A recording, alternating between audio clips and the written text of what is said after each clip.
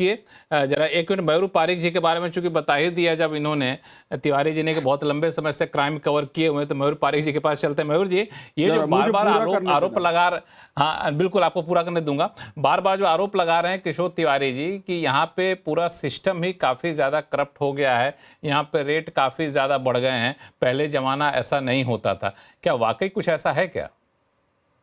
देखिए, मुंबई पुलिस की जितनी बेहतरीन उपलब्धियां हैं, अपने आप में आप with the passage of time, ये आप एक होलिस्टिक पिक्चर देखिए। एक इंसिडेंट का पिक्चर आप नहीं देख सकते। जैसे मैंने क्राइम के विषय में आपको पिछले 10 साल का एक होलिस्टिक पिक्चर दिखाया, जिस तरह से मुंबई पुलिस की कई सारी उपलब्धियां हैं, उस तरीके से यहाँ पे तेलगी कांड से लेकर के जो एंटीलिया के नीचे जिलेटिन स्टिक वाली कार मिली, ऐसा एक काला इतिहास भी हमने देखा है। हमने मरीन ड्राइव पुलिस चौकी में भी एक ऐसी गलत वारदात होते हुए देखा है, और जिसको लेकर पूरा का पूरा समाज जो था वो आक्रोश में आ गया था। ये भी अपने आप में वास्तविकता ये है। इसको हम आप डिनाई नहीं कर सकते, फैक्चुअल एविडेंसेस हैं। बट होलिस्टिक पिक्चर की विरोधकों का लोग स्पाई करते हैं, उनकी फोन टैपिंग करते हैं, वो भी काला इतिहास आपने बताना चाहिए।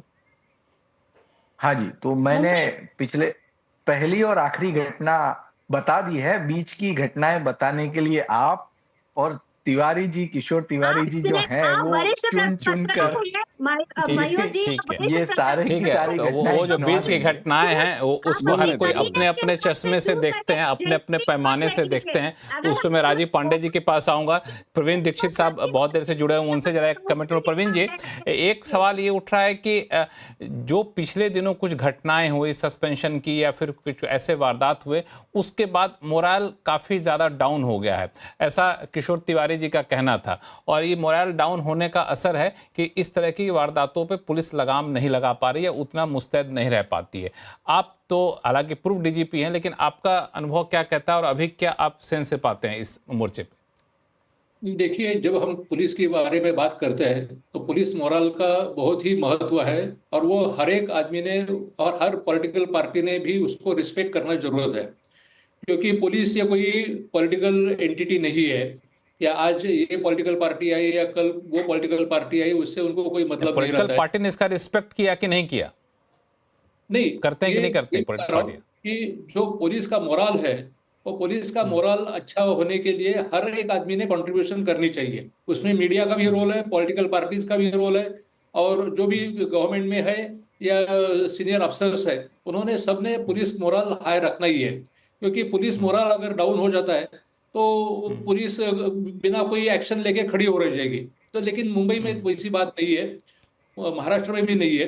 जो भी पुलिस एक्शन ले रही है, लेकिन उसको एनकरेज करने की जरूरत है, और वो एनकरेजमेंट जब मिलेगी तो जरूर पुलिस अच्छा काम करती है, और उन्होंने काम करके दिखाया भी है। किंबहुना मैं तो ये कहूँगा कि जो भी जैसे सिद्दीक मामले में भी होगा, आपने देखा है कि कम से कम 34 आरोपी उसमें हर जगह से ढूंढ ढूंढ के निकाल गए हैं, और उनको सबको अभी चार्जशीट भी हो गई है। तो ऐसा कोई इंसिडेंट नहीं है कि जो अनअकाउंटेड गया है या उसको किसी ने सीरियसली नहीं लिया है। हर मामले में पुलिस उसको सीरियसली लेती है, लेकिन उसके साथ साथ जुडिशियरी ने भी उसको सपोर्ट करना जरूरत है।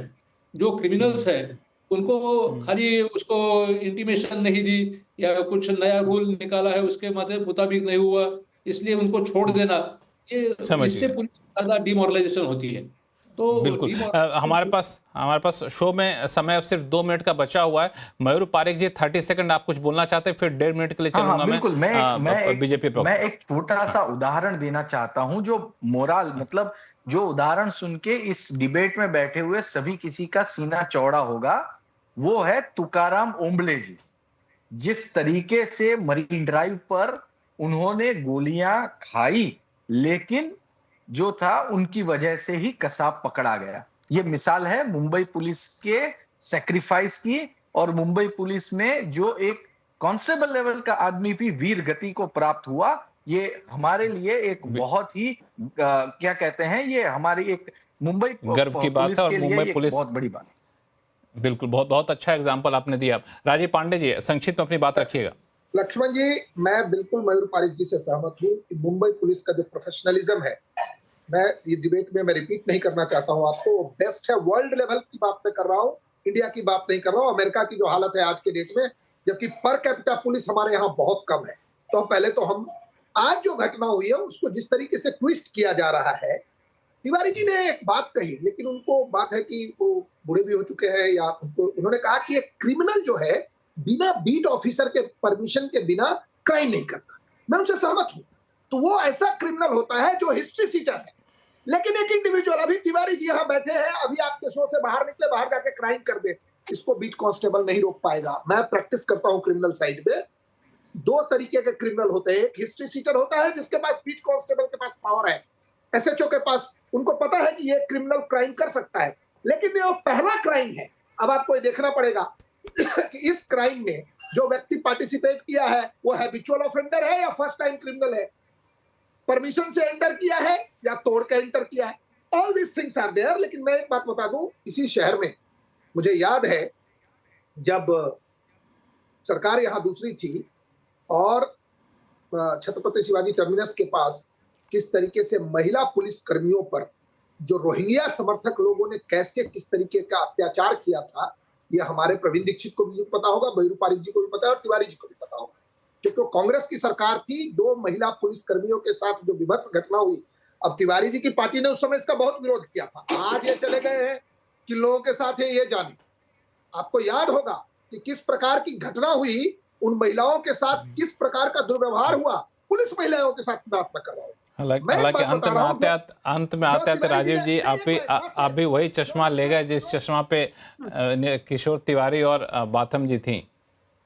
दीक्षित जी ने जो कहा है कि अभी जो क्राइम हुआ, बाबा सिद्दीकी का मर्डर, उसमें 34 लोग चार्ज सीटेड है।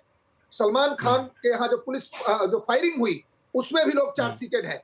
मुंबई पुलिस क्राइम कर रही है और जो फर्स्ट टाइम क्रिमिनल है, हमारे बीच में पूर्व डीजीपी है, फर्स्ट टाइम क्रिमिनल को डेटर करना और क्राइम से पहले पकड़ लेना, ये ऑर्गेनाइज्ड क्राइम से डिफिकल्ट होता है। ये बेसिक डिफरेंस है जो तिवारी जी को समझ में नहीं आएगा। मैं 100% श्योर हूं। और जैसे लोगों के साथ वो आजकल घूमते फिरते हैं, जैसे पार्टियों के साथ, तो उनको तो कभी भी अब समझ में नहीं आएगा। ऐसा करेगा, आपने तिवारी जी पे जितने भी हमले किए उस पर तिवारी जी का जवाब लूंगा मैं, लेकिन चूंकि शो अब खत्म हो चुका है, तो अगले शो में जब कोई बैठेंगे तो मैं रिक्वेस्ट करूंगा आप दोनों लोग जरूर से आइएगा। आप लोगों के इस राजनीतिक आरोप प्रत्यारोप का जवाब लूंगा। लेकिन आप लोगों का डिबेट काफ़ी अच्छा रहा, आप लोगों ने अपनी बातें बहुत ही तथ्यों के साथ और तरीके से रखी। आप सभी मेहमानों का बहुत बहुत शुक्रिया हमारे शो में जुड़ने के लिए। आवाज़ अड्डा में फिलहाल इतना ही। देखते रहिए CNBC आवाज़। नमस्कार।